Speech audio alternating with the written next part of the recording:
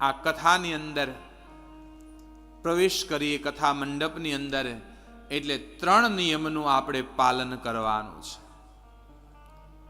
એક નિયમ ભાઈઓ માટે છે, એક નિયમ મારી માતાઓ બહેનો માટે છે, અને એક નિયમ બંને માટે છે. બતાવો પહેલો કોનો નિયમ કહું? ભાઈઓએ આંગળી ઊંચી કરી, બહેનોએ કરી પણ તરાહી કરી, એટલે ભાઈઓ બાજવે.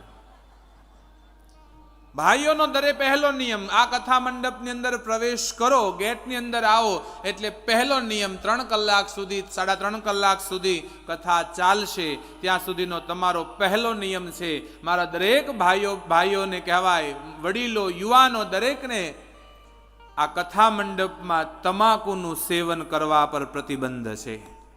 7 દિવસ સુધી આ કથા મંડપમાં પ્રવેશ કરો, તમારે માવા, બીડી, તમાકુ એ ગેટની બહાર છોડીને આવવું. 7 દિવસ સુધી કોઈ પણ યુવાન, કોઈ પણ વડીલ તમાકુનું સેવન કરશે નહીં. બસ પાળી શકશો નિયમ? તમે નહોતા ખાતા, એને હાથ ઊંચા કર્યા.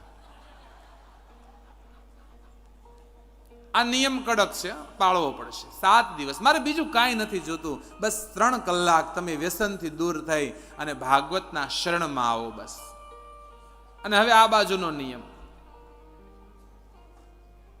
7 દિવસ સુધી આ કથા મંડપમાં પ્રવેશ કરી.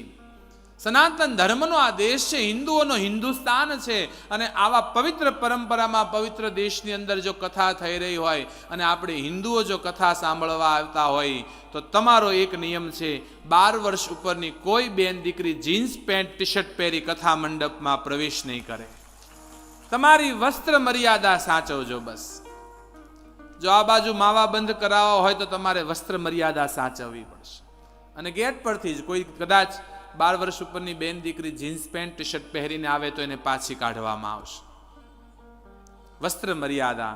અને ત્રીજો નિયમ દરેકની માટે, આપણે હિન્દુના દીકરા છે, હિન્દુસ્તાનમાં જન્મ્યા છીએ અને કથામાં આવીએ છીએ, તો આપણો ત્યાં આપણી હિન્દુની નિશાની હતી તિલક, શિખા અને જનોઈ.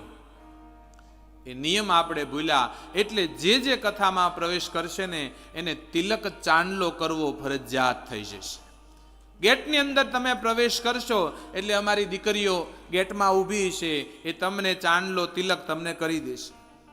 તમને નહીં ગમતું હોય તો એક ચાંદલો કરશે, ને તમારા ભાવ હશે તો આખું કપાળ રંગી દેશે, પણ ચાંદલો કરાવ્યા વગર કથામાં પ્રવેશ નહીં મળે. બસ આ 3 નિયમનું આપણે પાલન કરીશું.